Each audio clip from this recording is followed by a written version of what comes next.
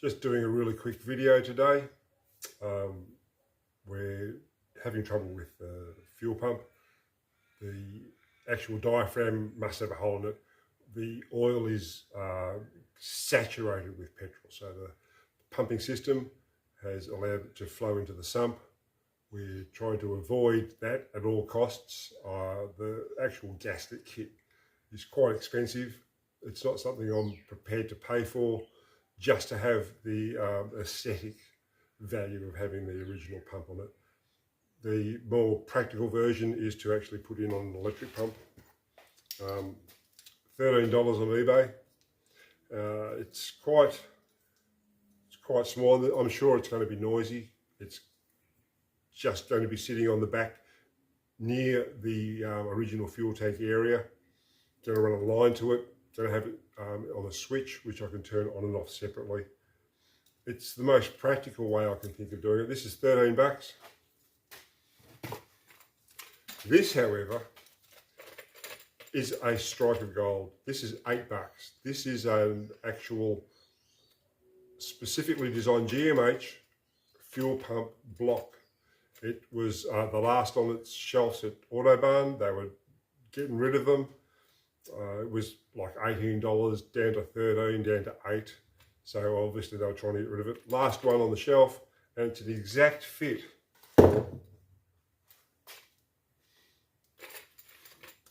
for the pump. Yes, I have lined it up and I have made sure I haven't opened the package yet. Taking it for granted because we never assume that it is exactly the same. I have lined it up on the actual holes in the block. And we'll be putting this on. We'll be leaving this off. It's going to be kept around. I don't know whether I might just take out the actual mechanism, stick it back on over the plate. It's going to look weird, I suppose. But aesthetically, I don't need it. It takes horsepower out of the engine by about 0.01% or something. And yeah, $136 to fix that compared to that $13. It's going to cost me probably $20 all up with the switch, the wire, and a bit of hose. Stuff that I've had lying around anyway. So yeah, why would you go to the extent of fixing that? Aesthetics, probably. We are updating this as we go along. We're not putting original headlights back in it. We're not putting original wiring back in it. We're not putting original linings or anything back in it. It's all being updated. It's going to look as original as possible, but the old J6, she needs a really good upgrade. I want this thing to last another 30, 40, 50, 60 years.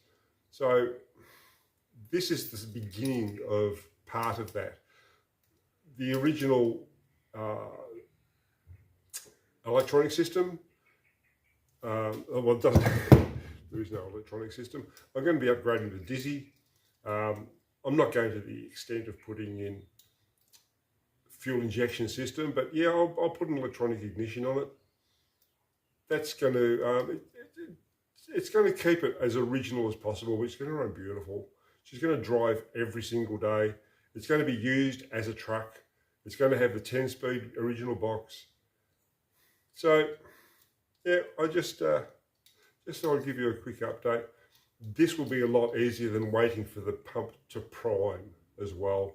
This will put fuel straight up into the carby, which I'm praying will hold fuel under pressure, which is going to be another thing that I'm going to have to look at as well. So, yeah, Richie's Garage, we're getting there. We're doing a lot of little bits and pieces. This is all before we even pull it apart.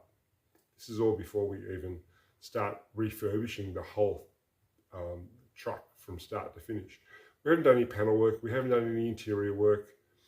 We have done updates. We have done bits and pieces of the actual diff, the engine from the start to the finish, the rocker cover, the radiator. So it will be a J6. It will be as original as possible. I am keeping the 8 stud 3-piece split rims on it. I want to keep the original brake system and use it as a truck. So Richie's Garage, this is the update. Electric or mechanical? I'm going with electric. Thanks guys and girls.